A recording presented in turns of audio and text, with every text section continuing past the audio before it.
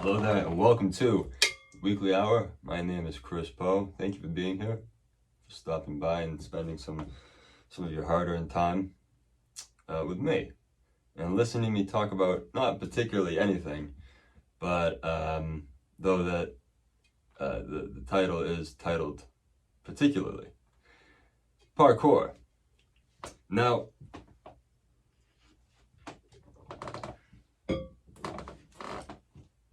excuse me. I began doing parkour in 2008, and the reason I had started doing parkour was I was in the middle of one of my more ambitious aspirations, one of my less likely to be realized ambitions in youth. I had these hopes of one day competing in Ninja Warrior. Now, back in 2008, I still believe Ninja Warrior was newly introduced to the States, and I had watched it it was on G4. I believe it was always on G4, but it was broadcast from Japan because that's where it was natively, under the title Sasuke, meaning ninja, Japanese. So that came over here, that made its way there, and I started watching that, and I was into it. I was getting into my calisthenics. I was figuring out these different types of exercises, keenly paying attention to these little training montages that you would see when they would profile one of the contestants, one of the more prominent contestants, like, for example, my favorite, Makoto Nagano.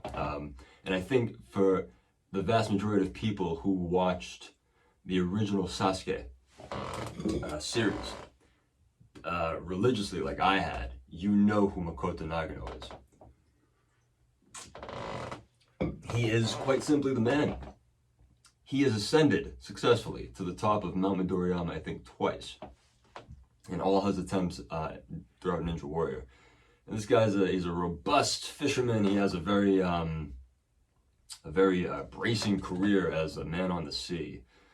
And it's crazy because you see video of him just sitting around just smoking cigarettes, and this guy's in fantastic shape. And that, you know, from what I remember, he was quite the fucking athlete, because that was by no means an easy accomplishment.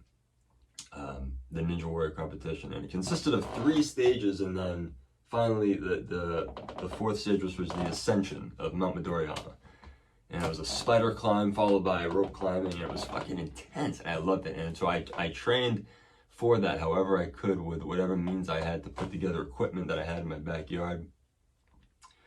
My parents were getting pissed at me. I was tacking these boards of wood to the side of the house on the shingles to practice, you know, gripping onto. And I even had the edge of, we have an outdoor deck, so I would use the edge of the deck, hang on it with my feet, and just crawl my way with my hands and shit like that. And I was getting, I was making progress. I was doing it daily. But it didn't help that I was a little 14-year-old douchebag and I smoked cigarettes. So I was doing that on top of this training, and I really wasn't eating that properly. For whatever reason, I ate 2 potatoes in the morning, and then that was it. That was all I would eat. I was convinced I was fueled on 2 small potatoes and a glass of milk occasionally with a banana. That's like a pre-workout. Now that I'm much older and a little bit wiser. But I was making gains in terms of like being able to endure more when I did certain you know, tests of my strength during my training for a Ninja Warrior. So when I was just looking through videos of Ninja Warrior on YouTube, you know, at this point YouTube's like 3 years old. So you know, the algorithm's just a little baby infant. It's just, but it worked a wonder that day. Because as I'm looking through the videos of Ninja Warrior, training videos, compilations, watching, you know, repeating runs, seeing repeat runs of various athletes and whatever, came across this one video that was, I don't remember what it was titled exactly, but it was put out by 3 Run, which was led by Chase Armitage and others. All these, very few names still I retain from that whole early parkour scene, but it was this video, and it was just, it was like the video that everybody saw. It was just like one of those videos, it was just a viral video. It was just a regular viral video, you know, grainy parkour video back in the day, and I was immediately drawn in. I was sucked into it because I was like, and I think what it was that immediately in my head, it was like, wow, it's not likely for me to ever compete in Ninja Warrior. This stuff, if I just practice it, I can do it whenever I want in my backyard. And it's like, these are like, I was looking at, like, some of these kids they were as young as me, a little bit older than me, but they were in my age range. And I was like, I had the build, I was slender enough. I remember as a younger child, I was just I climbed at the top of these turrets at playgrounds, and I would jump off of them. And parents would gasp in horror. My parents would too, and they'd run over to me. I would just get up and I would do it again all over until I got tired. Eventually the parents were like, yeah, fucking clown family, dude. Whatever. But that was my calling. I was born to be some sort of a simian in nature. So, or a gibbon. There's actually a cool parkour athlete on YouTube who's been called the Gibbon, or calls himself the Gibbon. Very strong dude. I think he's in Spain. There's so many incredible parkour athletes all around the world. But anyways, so yeah, I gave up my dreams of doing Ninja Warrior to pursue an adventure in parkour, pretty much. So I had never in my life, even to this day, have never been so full into something that I'd stumbled upon, like I was with parkour. It was like, at that time, I knew it was like, this is something I meant to do. This is something I have to do. And so I went ahead and I started doing it immediately, which was my first mistake. I bared no preparation. I bared no accountability to condition myself, and I didn't do that for years. And I paid for it, and I still pay for it to this day. I'll get into that later. That's a good cup of basic bitch pumpkin spice coffee.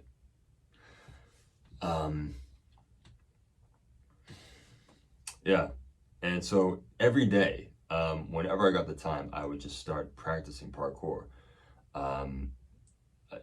The first day that I discovered it, I found, I was looking all over the place. I was just starting to jump off of shit. Whenever I would go down the hallway, I would kick off the wall. Just to do something benign, like go to the bathroom or get something to eat. You know, just animate myself doing something parkour and find myself in parkour fantasies every day. And whenever I was, you know, in the car, I would look out the window and see myself running across buildings or across walls and this or that. It unlocked such a world for me that I was so thrilled about, because I knew, for whatever reason, I knew I was going to stick with this for at least a while. And it was going to be a while before I, you know, started to get tired of it.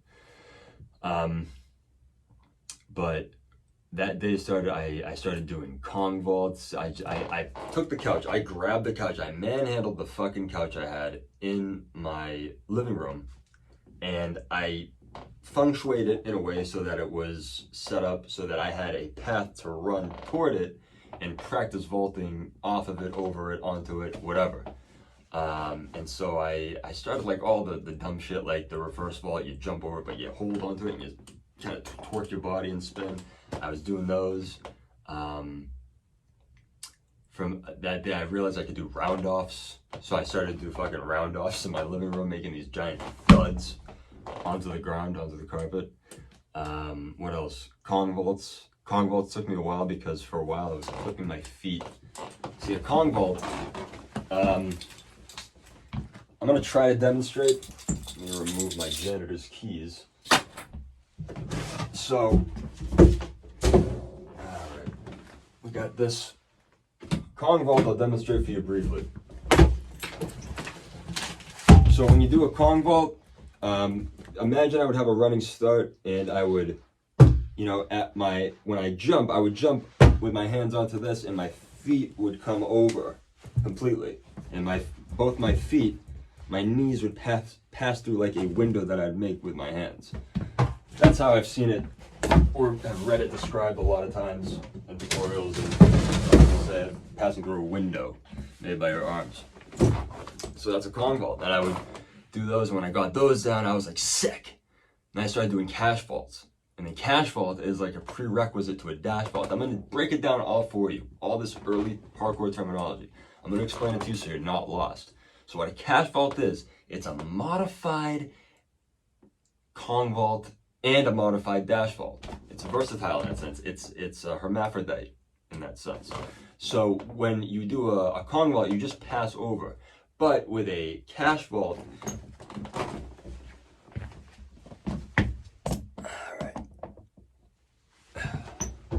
with a cash vault,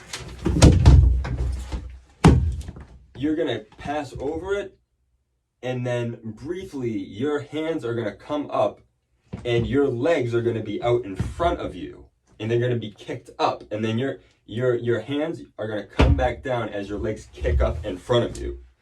So you'd start going over it like this, like a Kong vault, but you would end it like this with your legs, both your legs up in the air. So that's a cash vault. And once you've gotten down the cash vaults, right?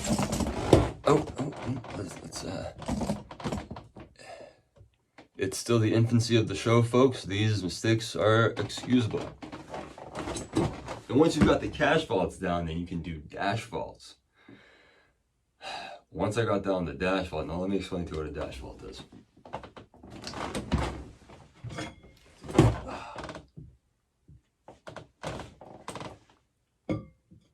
Dash vaults make you feel like a fucking superhero. Someone responding to an emergency with extreme heroism. Dash vaults are fucking awesome. So a dash vault, I gotta get back into them. Thinking about them, man. Gives you that, you just want to fucking throw yourself back into you just want to throw yourself at a tree and try to do a trick off of some shit. But a dash vault, so once you've gotten comfortable with cash vaults, the dash vault is when, I'm not gonna blah blah blah blah. Imagine that you get a running start at an obstacle such as this, something sturdier, but you are jumping into the air in a seated position. So you're jumping into the air. So here's the obstacle. You're jumping into the air with your legs in front of you already. You haven't even touched the obstacle yet. You're gonna be mid-air, like seated, and you're gonna have to put your hands down onto the obstacle behind you and push off to, you know, continue on your way, parkouring. I don't know if I explained that properly, but you're in the air and your legs are in front of you and you put your hands down first. So you're in a seated position in the air. It's a crazy trick. And yeah, at a certain point it's like, yeah, blah, blah, it's a dash vault, whatever. They're fucking cool, dude. They don't get old. They're the coolest fucking thing on earth. So I got those down. And then once I got those down, once I got Kong vaults down, and dash vaults down, I felt confident enough to go outside of my backyard where I was practicing it. And remembering that there was where I lived, in the town I used to live in, there was a playground there called Rainbow's End. And way back in my earlier uploads, you know, my parkour videos where parkour was more relevant to my channel, you can find a lot of the footage I took was at Rainbow's End, because that was just, you know, a playground like that. Structurally, it was so ideal for practicing parkour, and it was such a great training ground. I learned a lot from going there often. So I went down there, and from there I only got better and better and better, because I was going down there, riding down there about, you know, so yeah, it got, so first of all, you know, the great thing about parkour was,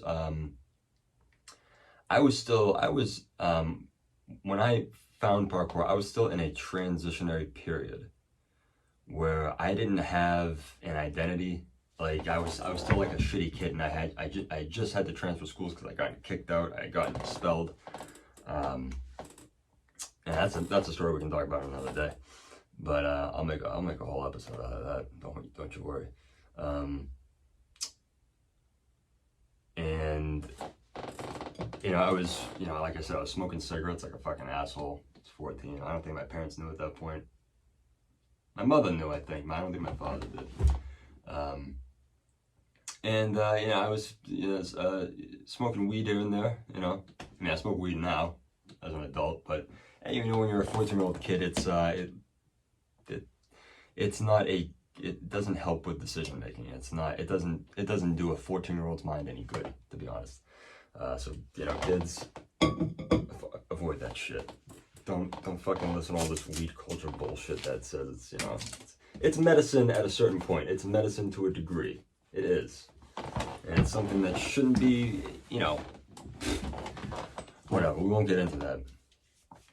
But 14-year-olds should know better than to stay away from that shit. But they don't. That's the nature of it. You know what I mean? It's like, I can pass on my wisdom to, you know, a 13, 14. It's like, hey, yeah, don't smoke weed, don't do drugs. It's like, that's all I was told up until that point. I still went out and did them though. And it's because you built up this world of curiosity in the kid's mind. It's like, why is it like this? But I see these other people doing it. They're having such a good time, it seems. Whatever. See, I'm getting fucking one of my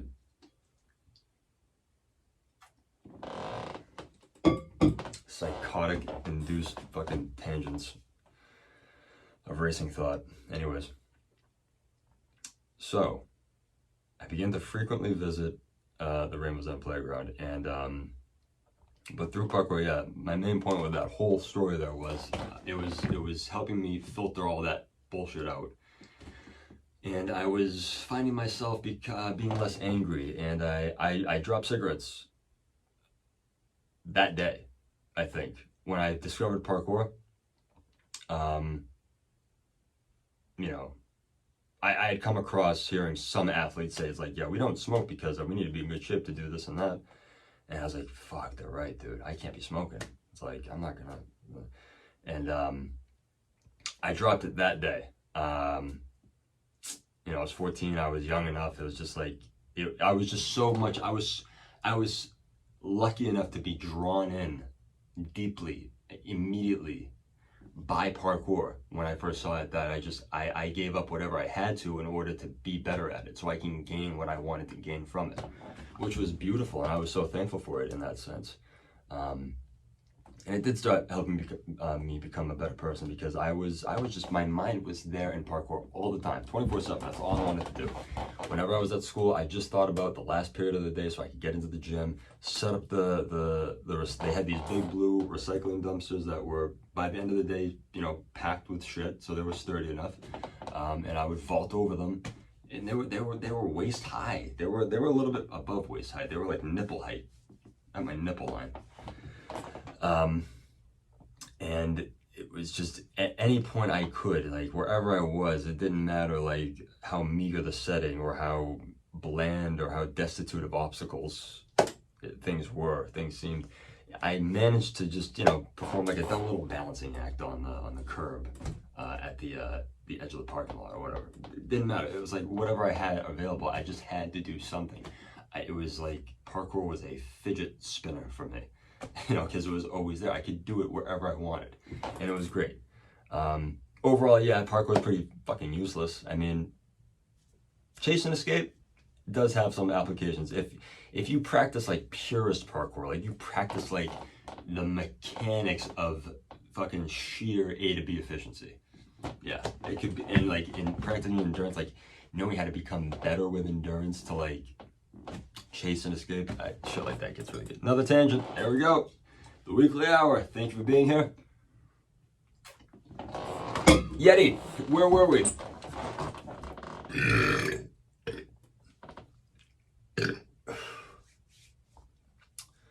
Excuse me.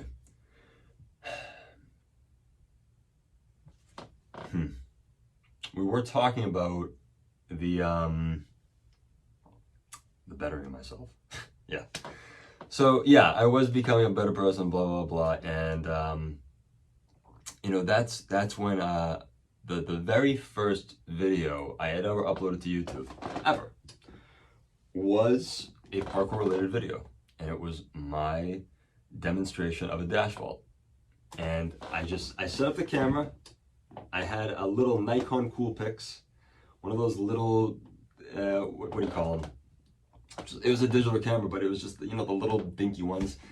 It was moderate for its time back in 2008, and I just set that up on like a table, like a broken piece of shit, I don't know what, and I just shakily it shot the video of me going back and forth over this I don't know, it was like a rest, kind of like an armrest.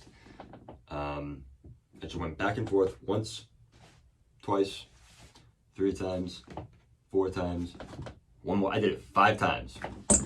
That was the first video I ever made, and I uploaded it, and it got good views. It got some good hits. It got hits back in the day. Didn't get views, we got hits. How many hits you get? It got like 20 hits that day. I was like, whoa. I was like, shit. You know, only 17 of them were mine. And it got comments too. A couple people liked it. You know, telling me, it was like, yeah, I think it was Charlie Bolton on YouTube. One of the very first people I ran into who practiced parkour, who, you know, uploaded videos as well. And I followed his progression for, like, I followed him when he was just starting out too. And he was a little bit ahead of me. He was like probably like 5 or 8 months ahead of me in practicing. And he was already pretty good. So that was Charlie Bolton on YouTube who left my first comment on my first video. I'll always remember that. Charlie, if you're still out there, if you've happened to have given up parkour like me, which I think you might have because you haven't uploaded lately, I hope you get back into it. You were very good, my friend. And I thank you for the kind words that you'd always left on my videos throughout the years. It was great watching you progress. I remember all your videos. You became a really good tricker. That was nice to see. I strayed away from tricks mostly. I did like the traditional back flip, front flip, side flip, and like half twist occasionally. Wall spins are my favorite though. Yeah. But it was great. And so, yeah, Charlie, thanks. Just wanted to shout him out real quick because I remember him from back in the day. Obscure shout out, but a deserved one. So, I don't know. You may never see this. I may have to send it to him in order for him to see it. But good guy, good shit. And a good practitioner of parkour. So, you know, I was starting to find communities of people who were at my level, and I was watching their videos, and I was like, this is so fucking cool, because it was, I was so into it because it was like at the cusp. I was the only one in my town that seemed to know about parkour. I was arrogant enough at the time to think that I was the only one definitely who knew about parkour, because I was the only one I ever saw practicing it, ever. So, I was like, this isn't something that's spread around a lot. So, you know, I explained this to my mom, my dad, and they were like, they were so excited for me. They were so like, they were so happy that I found this thing for myself, and I was fully into it. And so, you know, I would go to the playground, and I would do it at the school I went to, in my backyard, wherever I could, the front yard, wherever I had available, whatever the location was. I would get in some sort of practice somehow. I was passionate enough that I would put in the time to be creative and engineer myself something clever just out of the sheer like literal need to do it, you know? and it was great.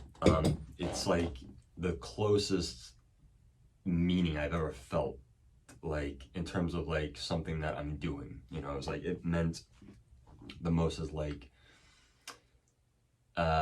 something to practice. You know, and it was like, this is so fucking great. The feeling it gave me from day to day. I would just wake up, parkour. Let's get the day started and start to do some parkour. But then it got difficult because things had to change when I was practicing at the playground one day. And it was a sunny afternoon, so there was quite a few people there. It was a playground, bear in mind. So it's really all just parents with their children and watching their children play on the playground. And back in the day, I went through a weird thing where I dressed with a it was like I always wore sweatpants. I always had a bandana on, a black bandana that I tied in the back, which is great for keeping the sweat out. That I told myself, but I thought I looked like the shit. I thought I looked like some Neo Tokyo San Francisco ninja from the future wearing that fucking thing while doing parkour. And I had these sunglasses on, and I also had an awful mustache. A terrible mustache when I was 14 years old. It was just a mustache, and it was awful. I looked like Joseph from King of the Hill. Yeah, but worse. Just imagine that, but with a bandana on and like these fake Oakleys that I wore.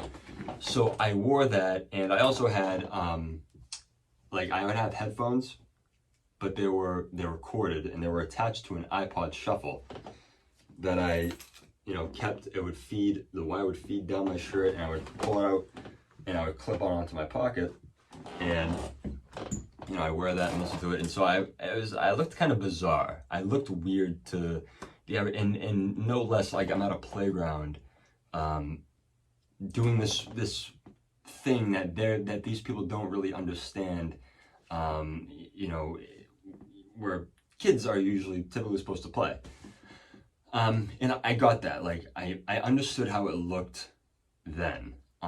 But I wanted to practice. Like I didn't care what people thought of me back then. And I really didn't think it was an issue so long as I kept a distance from the kids that were playing. So if kids like ever started to come near where I was practicing, I would move. I would be the one to move further, you know, away to some other part of the park and practice, because I don't want to be responsible for anyone's kid getting hurt or a kid emulating what I'm doing, and then the parent blame. Like I had a woman yell at me once while I was at the park, saying that because her kid was kind of like climbing stuff the way that she didn't really prefer him climbing, and she got my attention, yelled at me. I was with a couple other guys at this point that I found an interest in practicing parkour with, and she was like, "If my kid gets hurt, it's your fault." And I'm like, I just kind of like laid down my weapons to her. I was like, okay. Like I was like, but like, I'm not responsible for your fucking kid, lady. Whoever you fucking were, bitch. Fuck you. I hope your kid's a fucking piece of shit and hates you for what you said to me that day. Because he knew what I was doing was the future. And you denied him his passage into, you're just a bad parent. Anyways, so, so I'm there and I'm keeping my distance from the kids, but like these kids are like, you're like, what are you doing? What's that? Look at that girl. What is he doing? And the whole time I'm like, in my head, I'm like, should I just leave? Should I just come back another day? And I'm starting to, you know, I'm just trying to put it out of my head. And I know it's mostly mothers and they're looking at me. And then I see this police car show up into the parking lot of the playground, right? And this this female cop comes out of her car. This woman's a fucking elephant too. I'm sorry, like, call it fat shaming, call it whatever you want. Cops shouldn't fucking look the way this woman did. She looked like a fucking miserable tub of shit. So she comes out of her car, and I know it's for me. There's no other, there's nothing else here. I am the only thing that's out of place in this playground. I realize that. It's me, the guy with the sunglasses on, the fucking cringy black bandana on with sweat, the mustache, the iPod, jumping around, fucking playground equipment and shit. I get how that all looks. I want to practice parkour. I was getting good.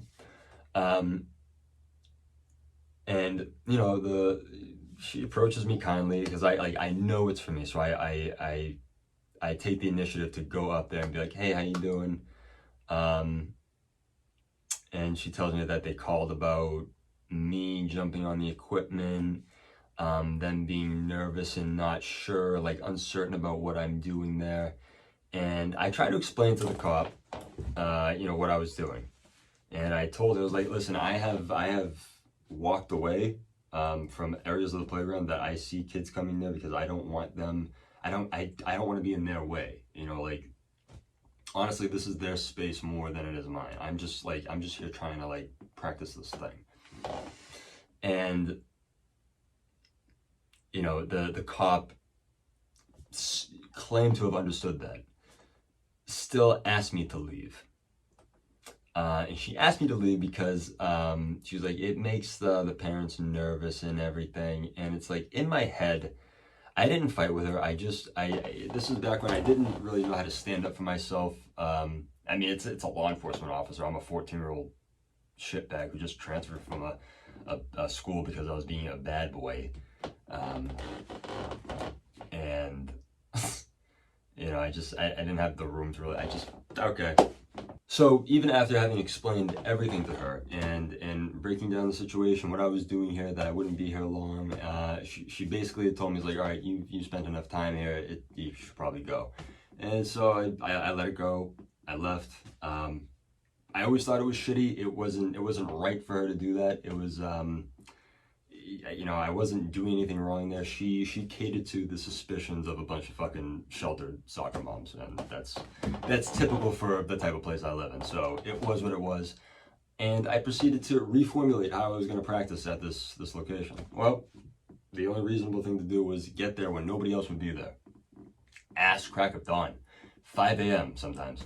I would get up, make sure that there was a snack packed, my bandana was tight, my glasses were unfogged and well across my eyes. Air was in my tires of my bike because that's the only means of conveyance I had back then. And off I went. I would pedal there. And I can remember the first few times going there. It just felt like, excuse me, I stepped into a world that was all my own.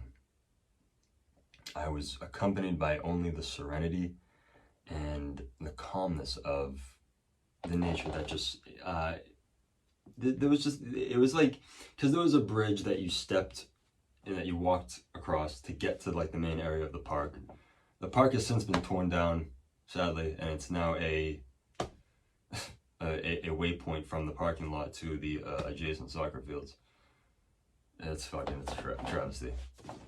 Terrible shit.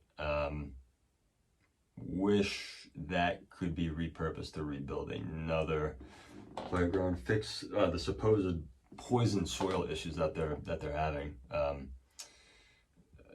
know, fuck yous, I don't know, but it was just sad. You know, it's obvious reasons for me, but because it would have been a great place to bring my own kids. You know, now they have these stupid plastic fucking playgrounds where you go down the slide on a hot day and it's hot and the static electricity, you grab all the static electricity on the way down, it shocks your fucking legs, your skin gets caught in the fucking rivets and shit. It's fucking miserable. You can't touch anything because it's all fucking hot. try to get on the swing. Might as well be a rotisserie oven. So yeah, nothing but the serenity of dawn, and it just the distant traffic. So you would come in through that bridge, and there was the canopy, just a nice canopy that just came over the top of the park, kind of hovered over everything nicely, and you know, nice window for the light to come down and just touch everything. Really nice place. It was like a fucking church. Like, that's how I felt. I went there to pray. And by pray, I mean practice parkour. Fuck, it couldn't be any more worse than that.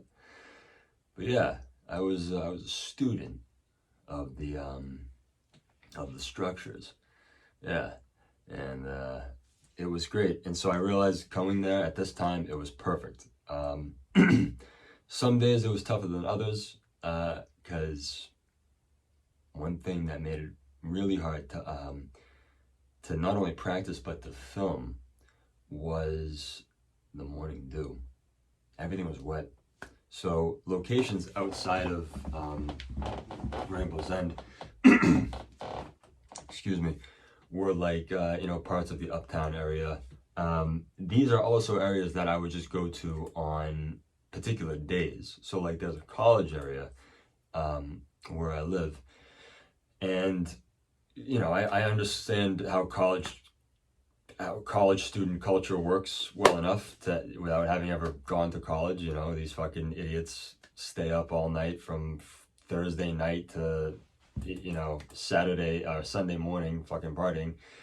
So I would, shit you not, I would just go to areas of the college on a Sunday morning. Nothing.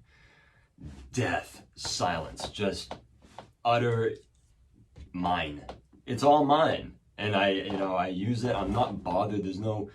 Oftentimes there's no, campus security, campus cops coming to harass me and shit. There's been a couple times, but it's just, I go at the best times. I went at the best times, and I was able to get so much done. It really truly felt that sometimes the town was all mine at times, because I was just like, there's barely any traffic. There's no one here. There's no one asking me what I'm doing. There's no one calling anybody to come talk to me about what I'm doing. I'm just allowed to do what I'm doing. And it's like, fuck yeah. And so, habitually I would get up early in the morning to practice. And so that was my thing, because it was the only time I could really get adequate practice in. And so whatever I wanted to do later in the day, like, I would still go to the park later in the day, towards when it's like, obviously parents are bringing their kids home to get ready for dinner, bed, and everything like that. So, kids more my age show up there, and they're not doing anything particularly useful. They're just lounging around trying to destroy the equipment. It's just dumb shit, stupid shit. That's when I would just, I wouldn't even fucking bother. I would just fucking ride by and turn around and come back another time. Just go back that following morning. But it was great. And so, but other times that cops were that I was messed with by the cops, and honestly, it was necessary at times. I was climbing school buildings and shit like that. I was jumping gaps across school foyers and school rooftops and shit. And so I was doing that, and the custodian of that building called the police on me, and twice actually, 2 separate occasions the police had been called on me at that location by the same guy.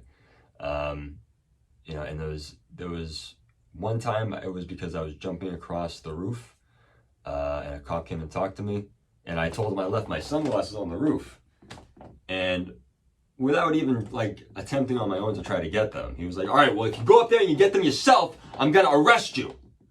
And I was like, I didn't intend to go up there in the first place. So I waited 20 minutes for someone else to get my glasses. They wouldn't just let me climb onto there and just grab it myself. I thought it was hilarious. I could have gotten like a minute, not even a few seconds. Come on. What did he think I was gonna do? Go up there and just stay up there? Just put myself in a world of shit? Oh man, it's just the unreasonableness that comes with police. It's frustratingly hilarious. Dark parody. Yeah. So, there was that time. There was another time, this other hard ass. I was actually just waiting behind the shopping center where I lived. And I was sitting there on my bike. I was dressed in all black today. Black sweatpants, black t-shirt, bandana, sunglasses, the whole thing. It was me. It was parkour me. And I had my little bag on. And this cop just, patrols down the back and stops. And I'm assuming he wants to talk to me. Who else is back here but me? I park my bike and I say, "Hey, how you doing, sir?" And right off the bat, he's like, "What are you being, a smart ass? You being a smart ass with me?" With his fucking Oakleys on. He had real Oakleys. And he had his hair. It was short, but it was like, he looked like Lieutenant Surge, but with a short man complex. So yeah, I dealt with that, and but the encounter didn't end terribly. So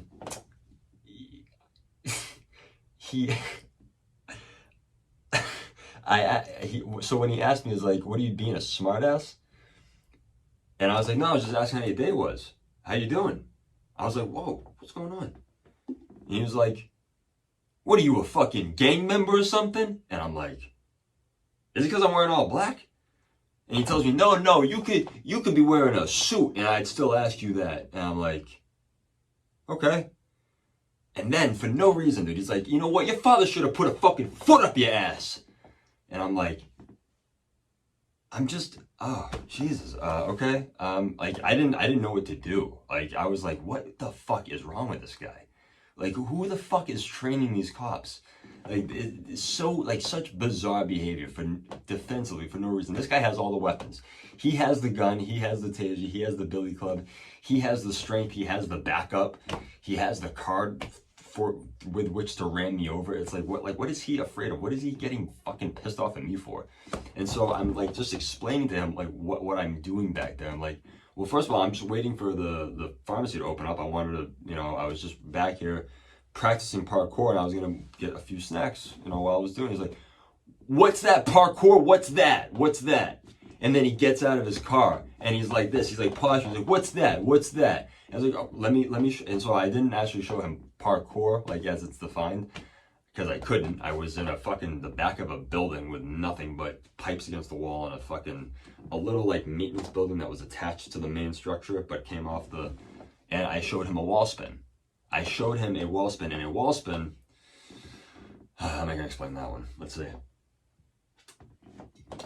A wall spin is a technique where you jump up at the wall with your hands like this, and your body actually spins upside down, inverted over the wall, so to speak, and you kind of like pivot and turn. Like you literally come off the ground and spin around the wall, upside down, and land on your feet. You should. So I showed him that, and I had him instantly. He was like, "What? That is fucking hilarious. Do that shit again. That is fucking hilarious, dude."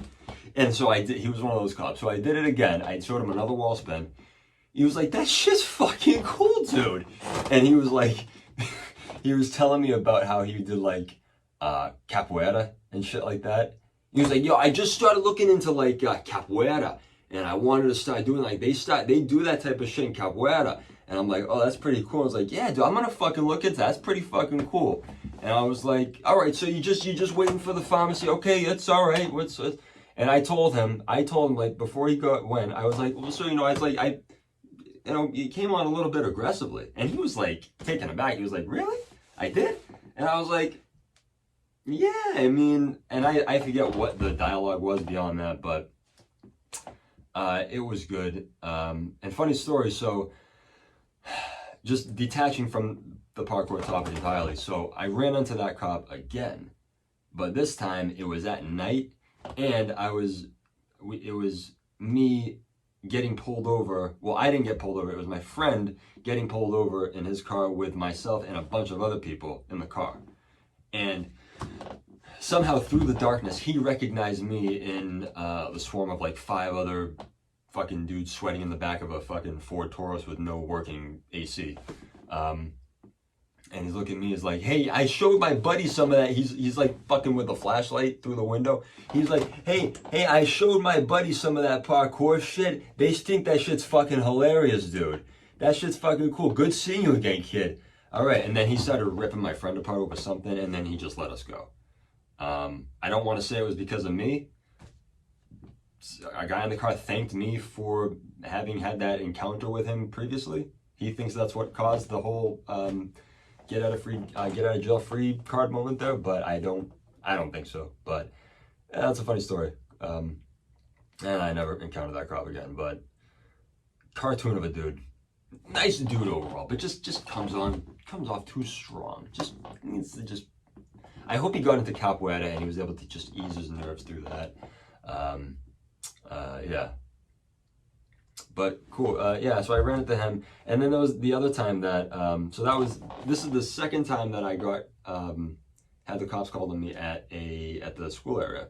I was on top of this building with a tripod with a camera mounted on it, performing some weird, fucking stupid little dancing bit I did for one of my parkour videos. Treading to Baba is the video. You can look it up. It's on the channel somewhere.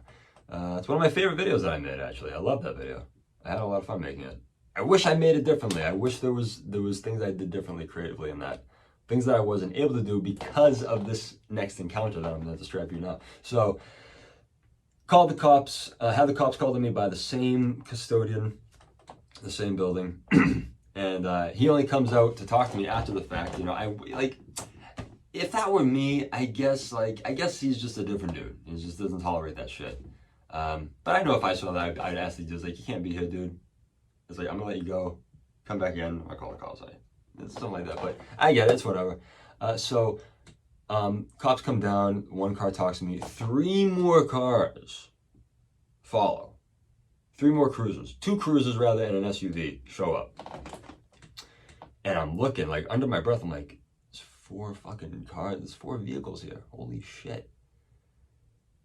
And it's like, and the cop's like, what's the problem? He was like, you guys got 4 Vics here. Like, for what? He was like, oh, well, you know, I mean, look at kid, like, you know, someone could mistake that tripod as a you know, a sniper tripod or a sniper rifle, and someone could mistake that camera for a rifle. I'm like again, I'm not, like, this is all true shit. Like, these are all true encounters that I've had with the police of this particular police department. It's like the shit that cops will fucking tell to you, and then you just think about it later on in life. It's like, what fucking morons, dude? Like, what? But they part of their job is to feed bullshit to citizens, because more often than not, citizens don't know the up and up about what they're allowed to do and what they're not allowed to do. So it's an easy game for them, especially to a 14-year-old kid wearing a fucking bandana with hoop earrings in. I had hoop earrings now at this point. I looked like a little, I looked like a fucking pirate's fuck toy, dude. I was fucking dumb looking.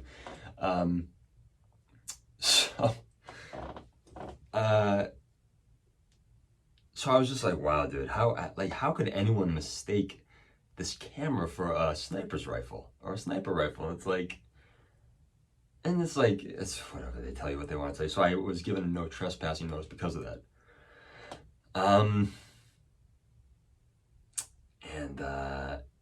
You know, I had balls on me, dude. This is when I really wanted to finish Treading to Baba, the video I had. There was things I wanted to do, so I'm not going to even really get into it that deeply, but there was a project that I was working on, and this no trespassing notice that I was given as a result of, you know, having the cops called on me for being, you know, on this roof, on this like utility shed. It's like a hard rubber roof, just fucking chilling on that, doing this and that.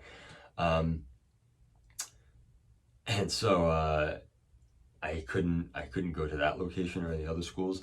So I actually went to the police station this day. I was like, I'm gonna try to do this right, see what they say.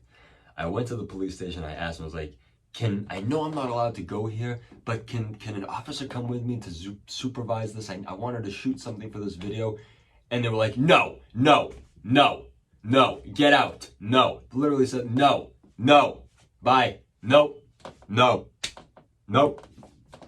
can't help you. Just like that. I was like, okay. And I was like, all right, that makes sense. That's fair. Don't want to waste your time with that. but I had to try. I could talk about that another time too. Certain shots I wanted right for that. Maybe I'll do a video breakdown at some point. Who the fuck knows? That'd be interesting. Wow. But, okay, yeah. So I've had a few run-ins with the law. All my run-ins with the law were parkour related.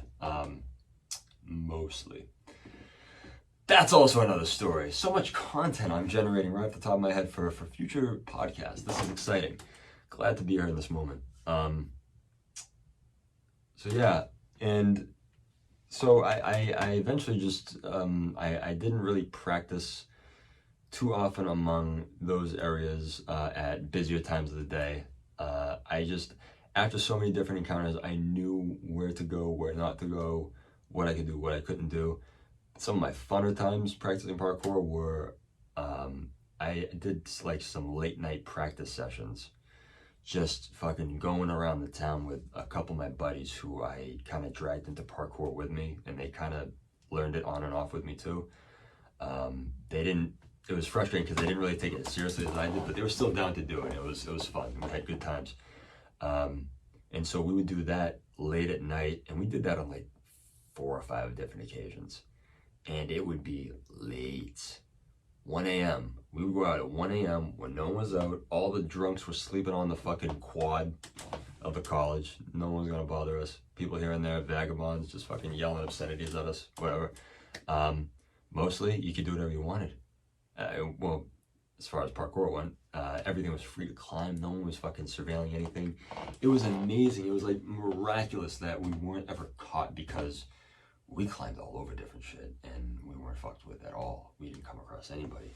And we actually, at one point, me and a couple of my buddies were hanging out doing this. We came across a couple of drunk dudes who had passed out on a grassy knoll type area near this transit station. So we called the cops to make sure they were okay, and they handled them, which is ironic because we're always on the lookout for cops fucking with us. So we wanted to just make ourselves known that we're out here being angelic citizens of the night. Doing our good to make sure that the drunks of this small town get home safely and are treated nicely. Yep. And look at that coffee quick. Well, we have another 10 minutes to go. But yeah, those late night runs were incredible because we'd go on top of the supermarket area, run across the entire roof of the supermarket. It was incredible. Go on top of the big sign, the big Roach Brothers sign on the top, and just be on top of that and overlook the whole parking lot. It was great. Great shit. Accessing areas of the town that you thought were just inaccessible. You couldn't get to them. But if you climb it just right and you have enough ambition, bravery, enough balls in that moment, you can do it and get into some fun shit. Those are the times I cherish. Really good times. Just the thrill of it, the thrill of being stealthy, having to sneak around and be careful and do all this and that. Yeah, it was a good time. It felt like moments like that put my training to a certain test, to be able to, because there were moments where I would have to evade certain areas with my buddies, my compadres, to evade capture. Once or twice, perhaps. Nah, nothing like that. No sort of foot pursuits took place during my time with parkour. But overall, parkour blessed me in an incredible way, and it took me far.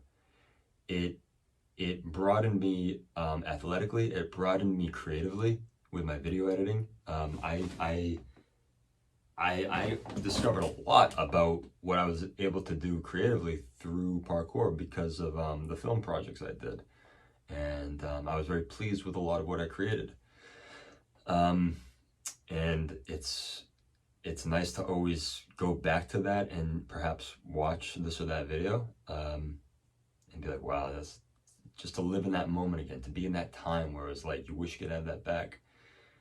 And I tell you, man, I go outside when I'm smoking my joint. I'm just scrolling through my phone, and I will gaze out into my yard of equipment that's just sitting there waiting to be used again.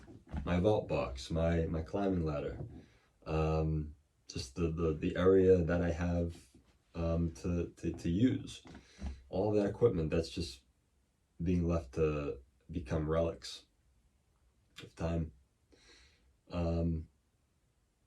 I would,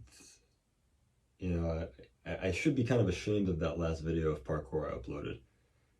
Finally some parkour, but it's awful. It's like, what a disrespect to myself to have uploaded that. And because that's not how I treated parkour. Parkour was so much kinder to me than that.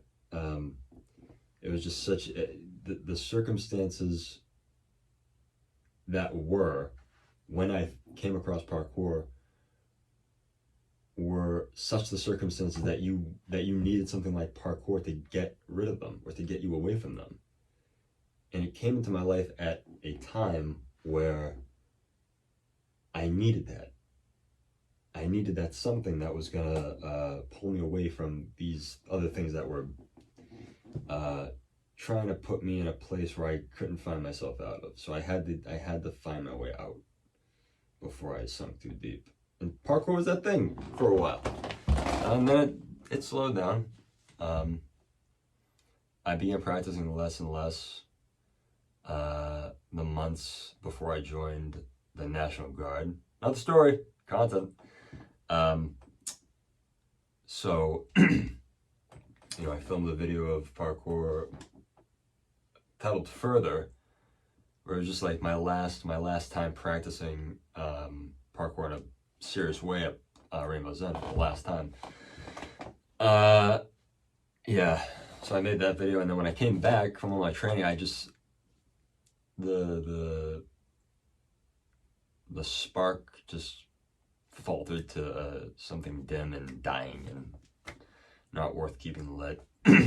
So I tried to revitalize my willingness to do parkour with different like video gimmick ideas on my channel that I tried throughout the years. Excuse me. So I think it's just gonna take time and mental preparation for me to really put myself back into it. Physically, I'm not in the best shape. I got aches and pains all over. I don't take care of myself the best I should. Getting up there in age, it's easy to forget that we get older and that we are not as withstanding to the things that our bodies could handle back in the day, like massive amounts of junk food, less sleep,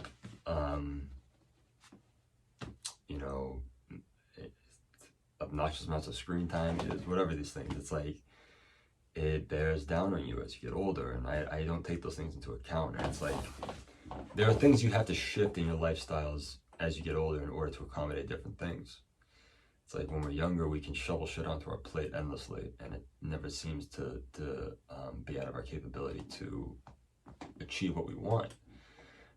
But you get older, and it's like you see a plate full of shit, you get depressed and discouraged, and you don't want to start chipping away at it.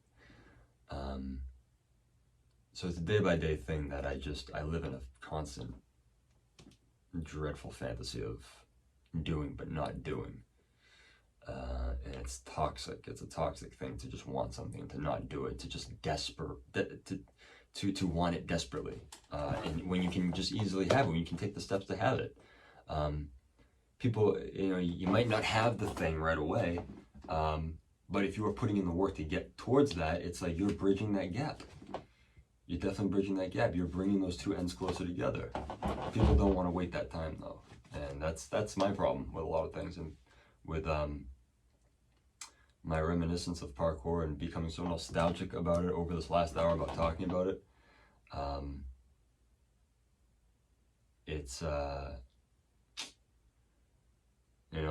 I want to find myself doing it again, practicing and getting better. And okay,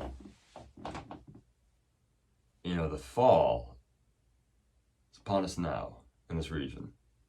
There's still time to practice, and I hope I can get myself out there one of these days and try something. Do some Kong vaults, do some whatever vaults, figures. Start from the ground up. Start doing my stupid little knee-high dash vaults again. I would have to do dash vaults and shit like this high. This high was like, I had to do it this high. When I was at my best, I could do it above, at nipple height, at my tits height. And not today. When I run up to that vault box, I did it in that last video. I run up to that vault box and I am stricken down with fear. What if I hit my knee? What if I hit my foot? What if I fall? And I don't even think to bring up the types of injuries I had gotten during parkour. Just bad injuries. One time I was walking across a little fence that was the fence perimeter of the park when it was still there. And I was so excited. My dad brought me to the park one day. I wanted to show him what I could do, what my progress was. And I was gonna jump to one thing. I went like that. I caught myself with my hand, but it's still, the bar went right up my butt crack.